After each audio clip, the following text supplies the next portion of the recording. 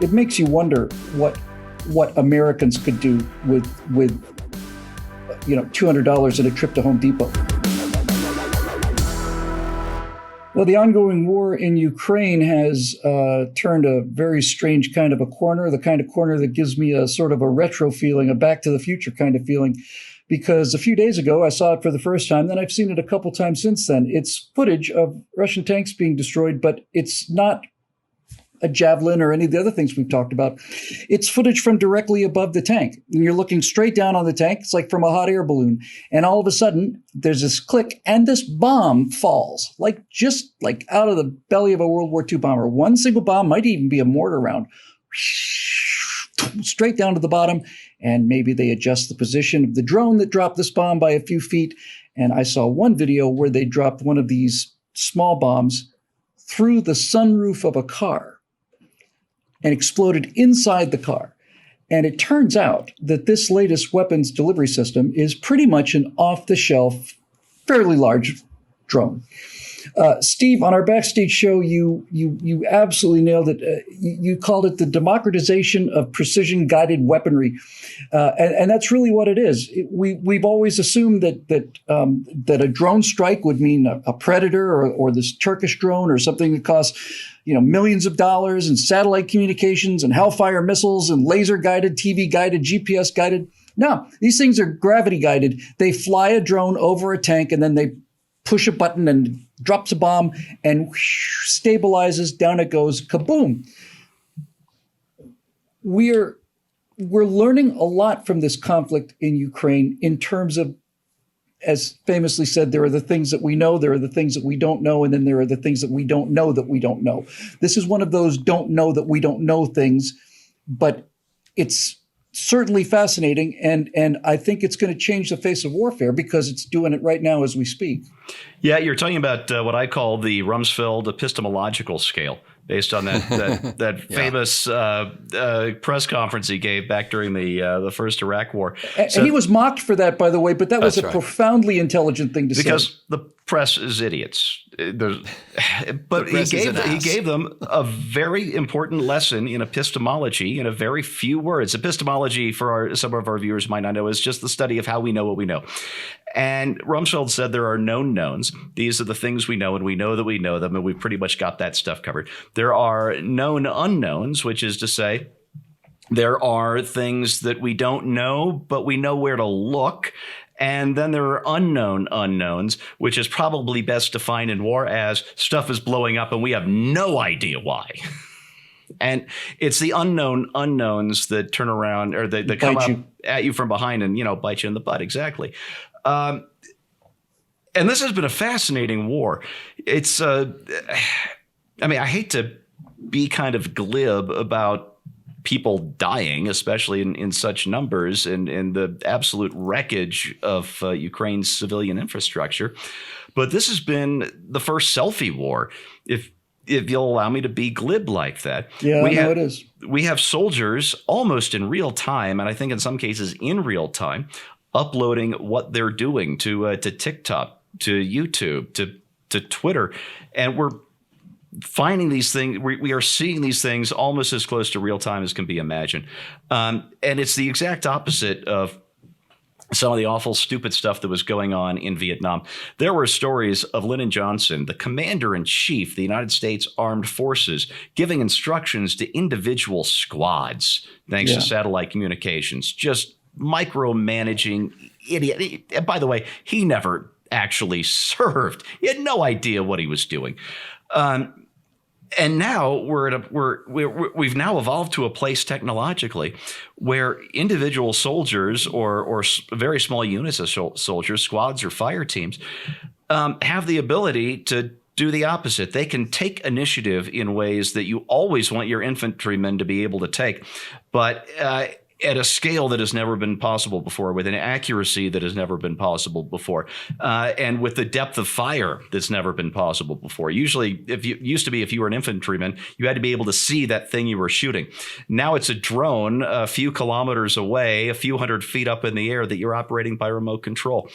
I don't know where this leads, except to say this much. The decision to go to war, I think, to launch a war, to start a war, has always been irrational. I don't think it's ever been as irrational as it is now, because the defenders have tools that were just unimaginable only a few decades before. And I don't know what to tell you, Bill. War is always madness, but if we get anything out of this, maybe, just maybe, it'll finally drive home to some of these leaders just how mad it is, and maybe we can get some peace again. It sure would be nice. War has been ongoing battle between the offense and the defense. A new offensive weapon system, arrows or whatever, requires, or sword requires armor. Then you have to come up with another offense to beat the defense. If the offensive aspect of technology, of military technology, is overwhelming, then you're inclined towards wars, because the person who is on offense wins. If, on the other hand, the defensive technologies are in the ascendancy, that tends to prevent wars, just as you said, Steve. I think certainly China is looking at Ukraine and thinking this whole thing about overrunning Taiwan may not be quite as easy as we originally thought it was, when we thought we would be facing Taiwanese tanks, and we know how many of those there are. We have no idea how many handheld pocket drones there are in Taiwan, and that complicates the targeting solution some.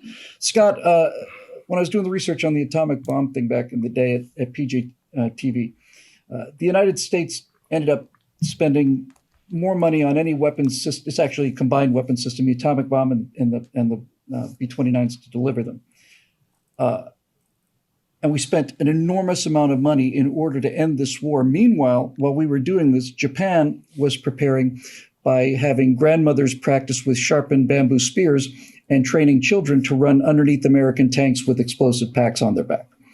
This is asymmetrical warfare.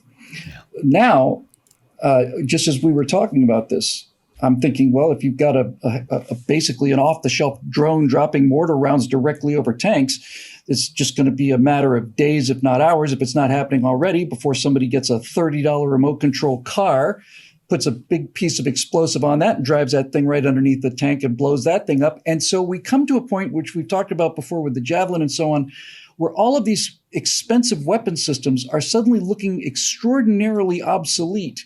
And that the idea of riding around in a tank now seems like suicide compared to the idea of what it was in World War II, for example, where it had decent protection, except against other tanks. Now it's just an armored personnel carrier is just a way to kill 20 people at once instead of one at a time.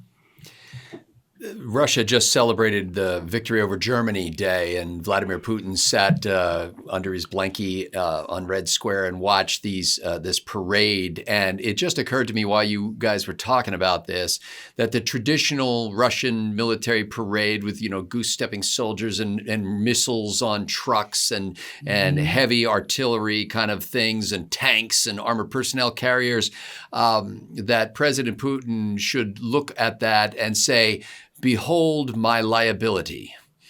Behold the burden. Because it has completely this asymmetric warfare that is possible with tools that a lot of us have in our own homes is just phenomenal. I was thinking, even as you were saying that, I was like, I know when somebody walks by my house. I not only know that when they walk by my house, I see them. I see them in high definition, in full color. I see them wherever I am. I can hear them. I can speak to them.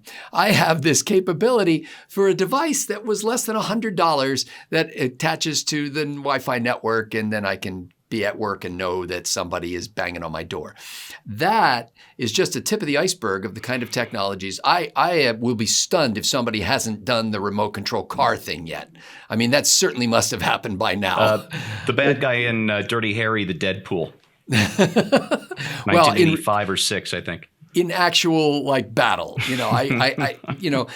and putting these tools in the hands of individuals and the kind of technology that I have within 5 feet of me right now. Off the shelf, yeah. Oh my goodness. Like if you had said to my grandfather that I would have the capability of doing, if you told him that in 1930, that I would have this kind of technology around me, he would say, what planet are you from?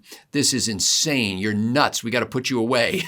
And so I think that this is kind of exciting in the sense of deterring aggression. Yeah. I mean, the core of that is the idea to say, yeah, we could roll in there with a bunch of tanks, but do you realize that if we get stuck in single file on a road during the muddy season, we're screwed because some guy with a drone is going to be dropping stuff through our sunroof?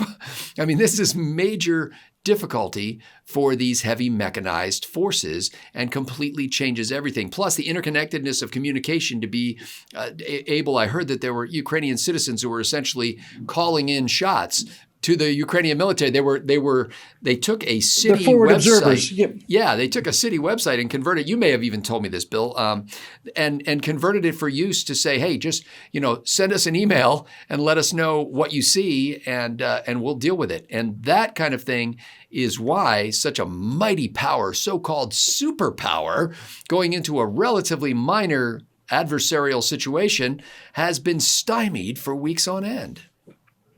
Yes, and all of this, we don't need to rehash any of the points that we've already gone over so many times. But again, this Ukrainian war has shown, I think, every aggressor in the world that these things are not as simple as they used to be. It's no longer a question of how many tanks do you have versus how many tanks do these guys have.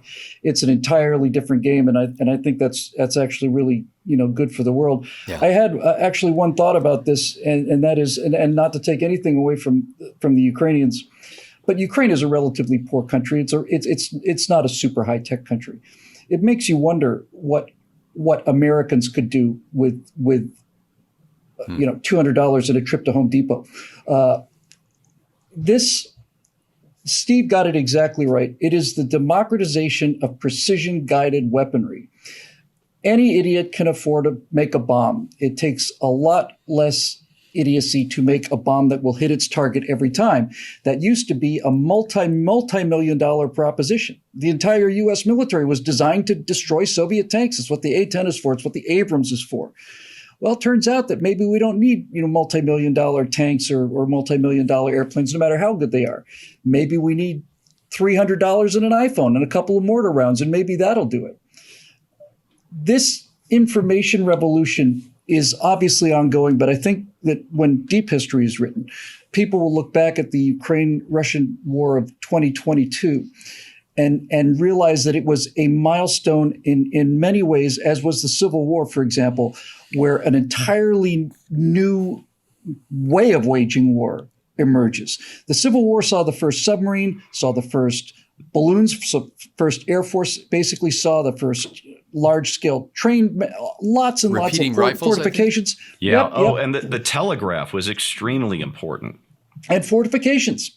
They just didn't exist. In fact, the Confederate defenders of of Petersburg, south of Richmond, had built up their fortifications to the point where they said we should start calling them 50fications now.